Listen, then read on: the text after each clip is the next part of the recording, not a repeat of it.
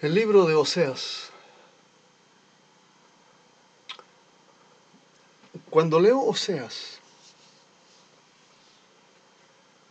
no puedo evitar que me aparezca recurrentemente la pregunta: ¿sigue siendo hasta hoy Israel el pueblo elegido por Dios, el pueblo preferido de Dios? ¿Sigue contando Israel con las preferencias de Yahvé entre todas las naciones? ¿O rompió definitivamente Dios con ese pueblo, sus costumbres, tradiciones, con su fe? No logro responderme esta pregunta a lo largo del libro. Y quizá tampoco con la lectura de toda la Biblia. Hay ocasiones en que en la Biblia aparece que Dios estará siempre con el pueblo de Israel, que siempre será su pueblo escogido. Sin embargo, hay otros libros en que Dios rompe con Israel, ¿no? Rompe tantas veces con Israel. Entonces, la lectura de la Biblia no siempre nos deja con la satisfacción de una respuesta definitiva.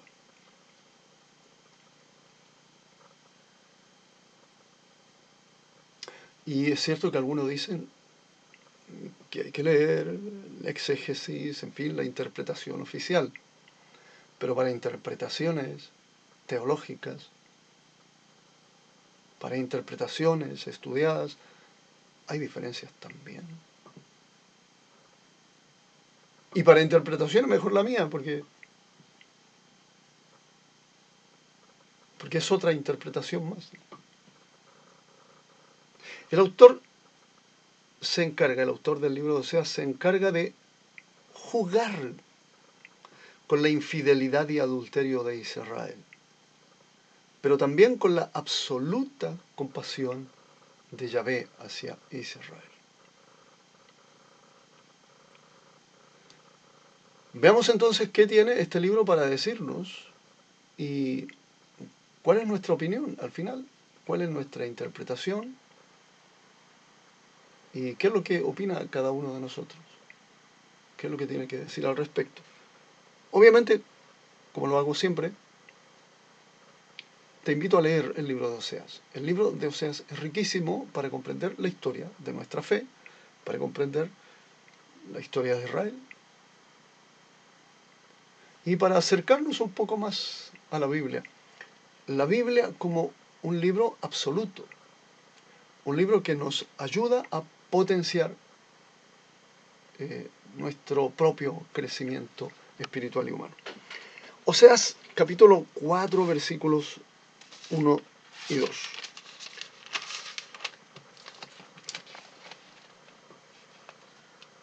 Escuchad la palabra de Yahvé, hijos de Israel, que tiene pleito Yahvé con los habitantes de esta tierra. Pues no hay ya fidelidad ni amor, ni conocimiento de Dios en esta tierra, sino perjurio y mentira, asesinato y robo, adulterio y violencia, sangre que sucede a sangre.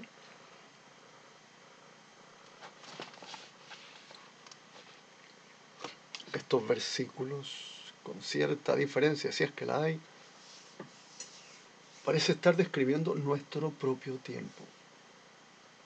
Hoy no hay fidelidad, ni amor, ni conocimiento de Dios.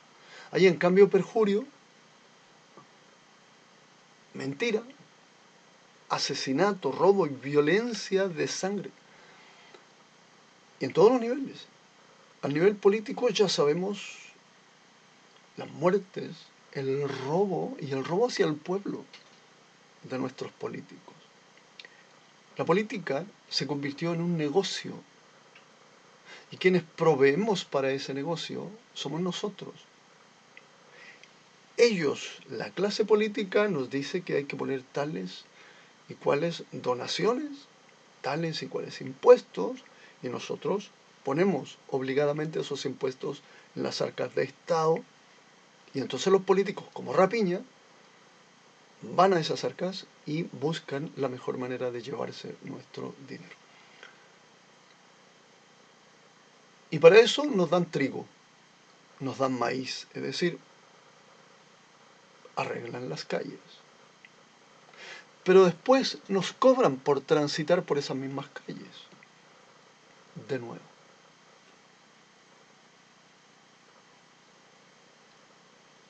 Construyen casas, pero luego nos cobran de nuevo por esas mismas casas. Es decir, construyen con nuestro dinero y nos cobran por haber construido con nuestro dinero. Y nosotros, el pueblo, ¿qué hacemos? No sabemos qué hacer. No podemos eliminar de un plumazo la política y los políticos. No podemos de no poder, no de no querer.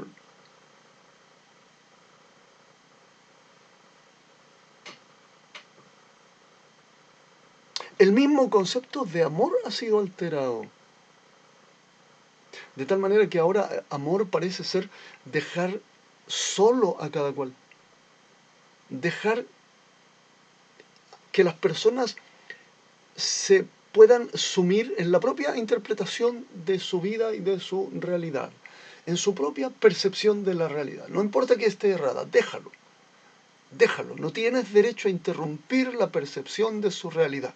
No tienes derecho a decirle que está errado en su realidad. No tienes derecho a enseñarle que está errado en la percepción de su realidad.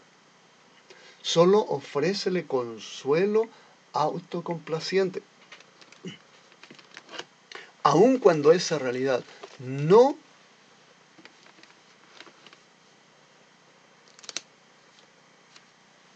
pertenezca a las percepciones que él está teniendo. Consuélalo cuando esa percepción de la realidad lo dañe, lo decepcione. Consuélalo porque se da cuenta que la realidad que está percibiendo con la realidad real no es lo mismo. Entonces se frustra, no sabe cómo manejarse en una realidad inventada. En esos momentos, consuélalo. Eso es amor. Pero no le vayas a decir que está errado en la percepción de su realidad. No se lo digas. Enseñar a otro se considera indebido. Y hasta quien es corregido muchas veces termina molesto. Ya no te agradezco por corregirme, no te agradezco por enseñarme. Ahora te cuestiono por enseñarme. Te insulto y hasta te golpeo por enseñarme. La crisis de la educación de hoy se debe a la alteración de todas las percepciones y de todos los valores. Se debe a que hemos dejado que el otro perciba lo que quiere, entienda lo que quiera, y tiene derecho a percibir y a entender lo que quiera y como quiera. Entonces, si yo voy a enseñarle que la percepción de su realidad está alterada, está equivocada, estoy vulnerando sus derechos. Oseas 4:9.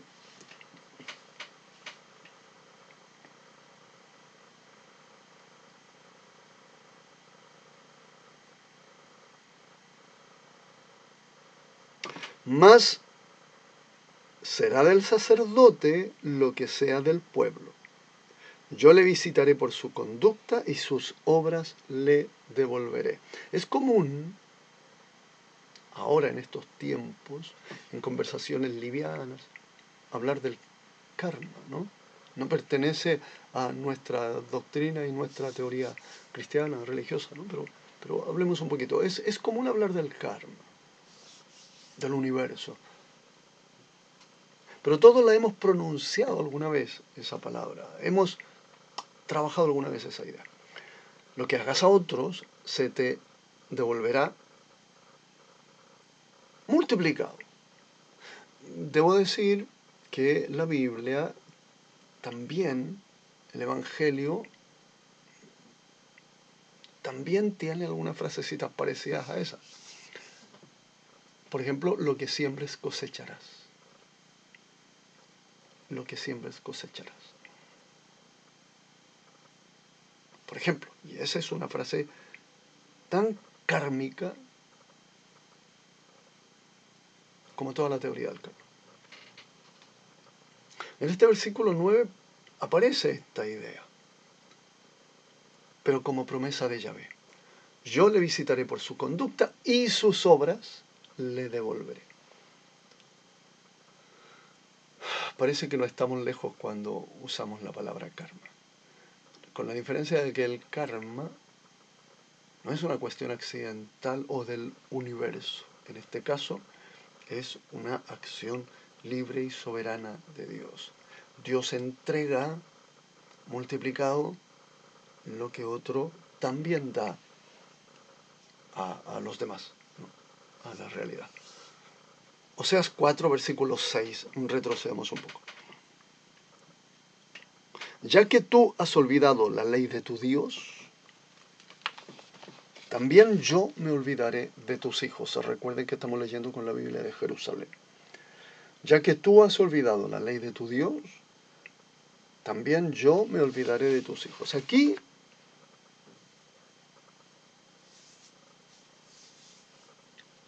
hay otra ley de karma. La misma idea. Lo que tú haces se te devolverá.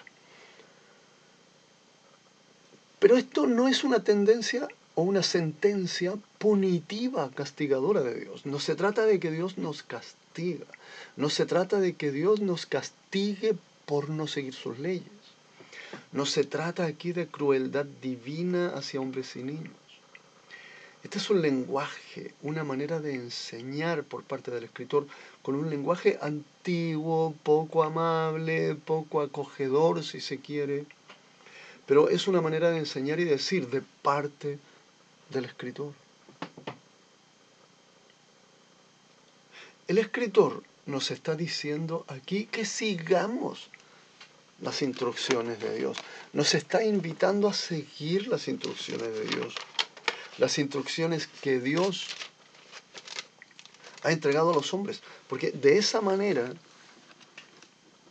es que el ser humano, que la criatura humana, que las personas, es de esa manera que será posible lograr lo que queremos lograr, armar lo que queremos armar, llegar a donde queremos llegar, actualizar y desarrollar todo nuestro potencial humano, todo nuestro potencial personal, todas nuestras habilidades. Es siguiendo esas leyes, estas leyes de Dios, estas instrucciones, estas enseñanzas, que podemos hacer realidad nuestros sueños. Obedece a Dios. No te olvides de las leyes de Dios. No tendríamos sueños si siguiésemos y hubiésemos seguido siempre las instrucciones de Dios, escritas en el libro absoluto. No tendríamos sueños porque todo lo tendríamos inmediatamente, instantáneamente. Si por algo dice la Biblia, dioses sois. Tal vez como las seguía Adán y Eva, inocentes, seguían las instrucciones de Dios, vivían de acuerdo a las instrucciones grabadas en su corazón, en su mente, y eso hacían. No conocían el lado oscuro, porque no había lado oscuro, porque vivían y seguían las instrucciones de Dios. Pero no hemos seguido las instrucciones. Y si no hemos seguido las instrucciones, ¿cómo queremos que las cosas nos salgan bien? Y esto es lo que este versículo 6 nos advierte. No seguiste las instrucciones y por eso no tienes nada. Más que lo suficiente probablemente, más que lo precario probablemente, más que lo que se alcanza. Y entonces, ¿qué le heredarás a tus hijos? Ellos también carecerán. Claro, porque si no le has heredado las propias enseñanzas, si no le heredas a tus hijos, si no les dices sigan las instrucciones de Dios, porque yo las he seguido y nos ha ido bien y todo lo que tengo es para ustedes. Si tú no les enseñas eso, los hijos tampoco seguirán las instrucciones de Dios y vivirán una vida precaria, llena de miedo, buscando trabajo por aquí y por allá, asustados de no tenerlo, asustados de perderlo, sin confianza en su vida, en su futuro, en su presente.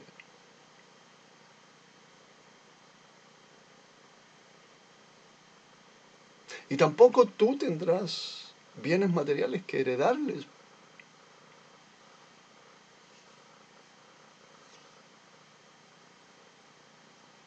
Bueno, algunos tienen, o tenemos ciertamente lo que nos permite vivir.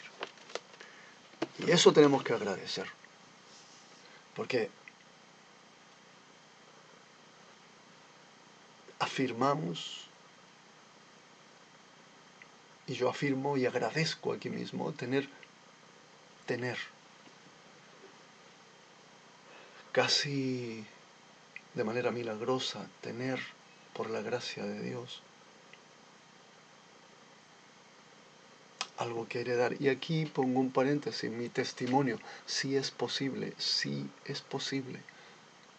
tener y heredar. Y Dios asoma ahí con su gracia de manera inexplicable. Pero mucho de eso ha sido merced a nuestro esfuerzo, a nuestro cansancio, a nuestro sacrificio, y rogando que la semana pase luego y agradeciendo la llegada del viernes. Pero Dios no quiere eso. También es atribuible a Dios lo poco que tenemos y la posibilidad de tener un trabajo. También es atribuible a Dios. Si no queremos llegar a niveles superiores, si no sabemos llegar a niveles superiores donde el cansancio del trabajo se puede evitar, entonces Dios nos ampara de todas maneras, nos ampara absolutamente por amor.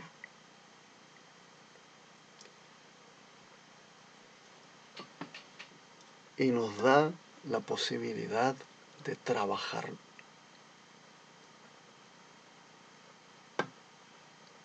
Y de sacrificarnos. Y de dolernos. Pero Dios no quiere eso. No quiero sacrificios, dice Dios, sino amor. O cambias tu actitud y pensamiento y comienzas a amar, valorar y agradecer lo que haces y le das vuelta a tu estado de ánimo, o sigues la ley de Dios y le das vuelta a tu realidad y a la de tus hijos.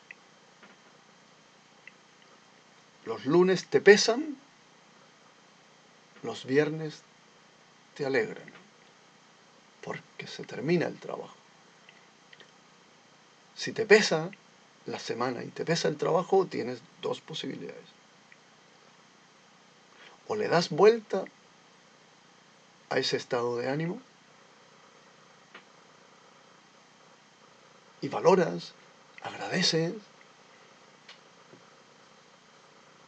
cambias tu actitud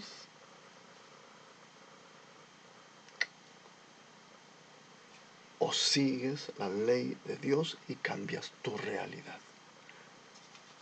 Cuestión evidentemente profunda, espiritual, delicada. Oseas 4:11. El vino y el mosto arrebatan el seso. El vino y el mosto arrebatan el seso, pone allí el autor. ¿Y por qué pone esa frase que parece tan fuera de lugar? Es una expresión de burla, de advertencia. El pueblo de Israel andaba perdido, mareado, hasta llegar a consultar adivinos. Artes adivinatorias, dice en el versículo 12. Mi pueblo consulta a su madero y su palo le adoctrina. Casi a modo de burla, insiste, están borrachos. El vino y el mosto arrebatan el seso. Marean, enloquecen, pierden, sacan del centro, de la razón, de la decencia y en este caso alejan de Dios. A tener cuidado entonces con el vino. ¿Cuántos hay que perdida la vida, que perdida la esperanza, que sumidos en la dificultad de avanzar, de seguir adelante, en vez de volverse a Dios, se vuelven al vino y la embriaguez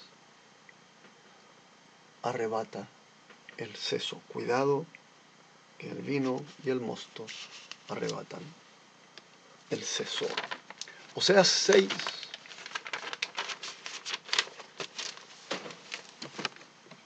versículo 1. Venid, volvamos a Yahvé, pues Él ha desgarrado y Él nos curará. Él ha herido y Él nos vendará.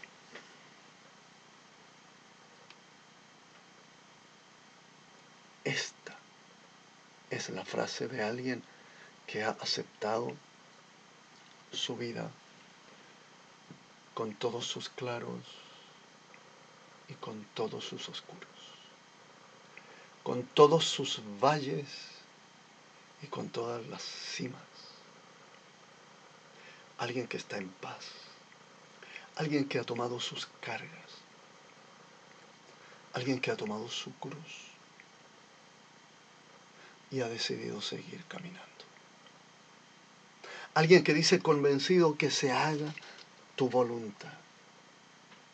Y cuando algo ocurre, inclina su corazón y lo acepta como voluntad de Dios.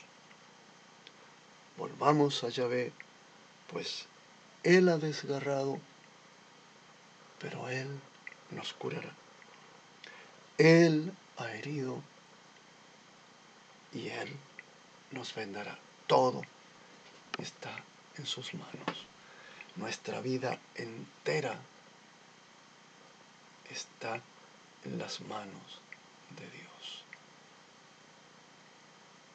Él nos golpea como un martillo al clavo para que nosotros, golpeados, podamos entrar en el madero, en la madera, y entonces cumplir con nuestro propósito y objetivo.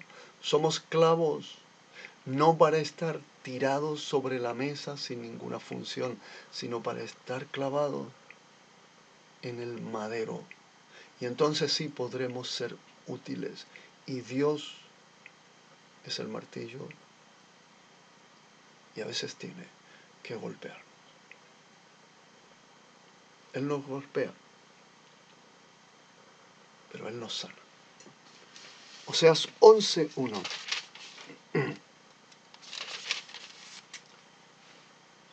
Cuando Israel era niño, yo le amé, y de Egipto llamé a mi hijo. Y de Egipto llamé a mi hijo. He aquí una profecía mesiánica que se cumple en Jesús. la sagrada familia asilada en Egipto, en tanto Herodes gobierna en Jerusalén. Una vez muerto Herodes, Jesús regresa desde Egipto a su tierra natal. De Egipto llamé a mi hijo, dice Dios. Oseas 13:6, te recuerdo que estamos leyendo la Biblia, aprendiendo de ella, destacando algunos versos, algunos versículos importantes, conociendo la Biblia, pero siempre invitándote a leerla. Crece espiritual, moral y personalmente, crece. Oseas 13:6. Cuando estaban en su pasto se saciaron y se engrió su corazón. Por eso se olvidaron de mí, se saciaron y se engrió su corazón. Por eso se olvidaron de mí. En el capítulo 5, versículo 15 dice, en su angustia me buscarán. Ambos versículos se refieren a lo mismo. Saciados, solemos olvidarnos de dar las gracias.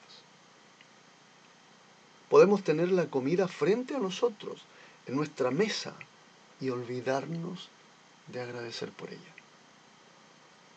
Angustiados, al revés, angustiados, prontamente clamamos al cielo, buscamos una respuesta o presentamos nuestra queja. ¿Por qué Dios permite la pobreza? ¿Por qué Dios permite el mal? Es típico en nuestra conducta. Tal vez ni siquiera sea censurable, sino que debemos tomarla como una acción producto de nuestra debilidad humana que oscila tan frecuentemente entre el orgullo y la debilidad, entre la euforia y la precariedad.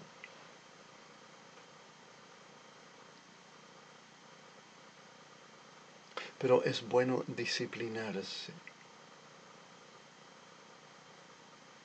y acostumbrarnos a vivir agradecidos en la escasez y en la abundancia. Capítulo 14, versículo 10. ¿Quién es sabio para entender estas cosas, inteligente para conocerlas? Qué rectos son los caminos de Yahvé, por ellos caminan los justos, mas los rebeldes en ellos tropiezan. Qué rectos son los caminos de Yahvé, por ellos caminan los justos, mas en ellos los rebeldes tropiezan. Los justos no son justos porque sí, por accidente o azar. Son justos porque han decidido tomar o seguir los rectos caminos del Señor. Las leyes de Dios, de las que hablábamos antes, son el camino recto de los justos.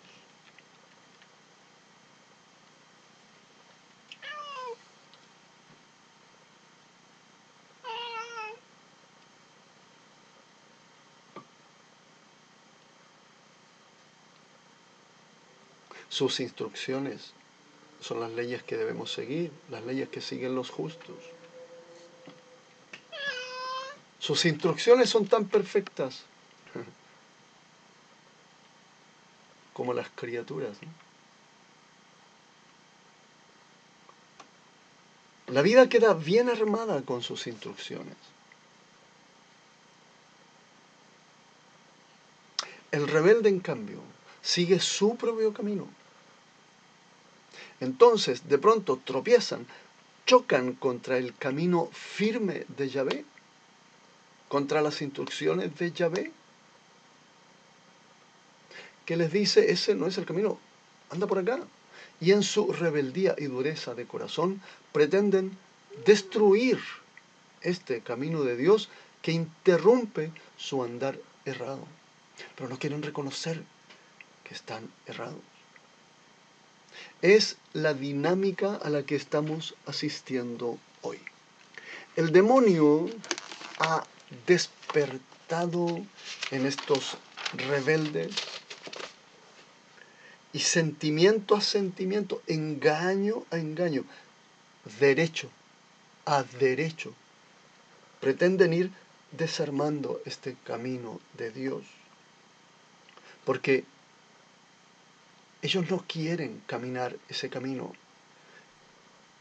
y no quieren que otros lo caminen, porque ellos se arrogan la idea de que son los correctos y la quieren imponer a otros. Y yo digo aquí, con un reconocimiento de culpa, también la iglesia, también la religión lo hizo en algún minuto y muchos pretenden seguir haciéndolo. Y estos rebeldes, al revés, pretenden destruir este camino que muchos hemos seguido y queremos seguir. Y lamentablemente muchos creyentes están de acuerdo en esa destrucción, están de acuerdo con ellos, con sus ideas. Cuidado, más vale que se aten una piedra de molino al cuello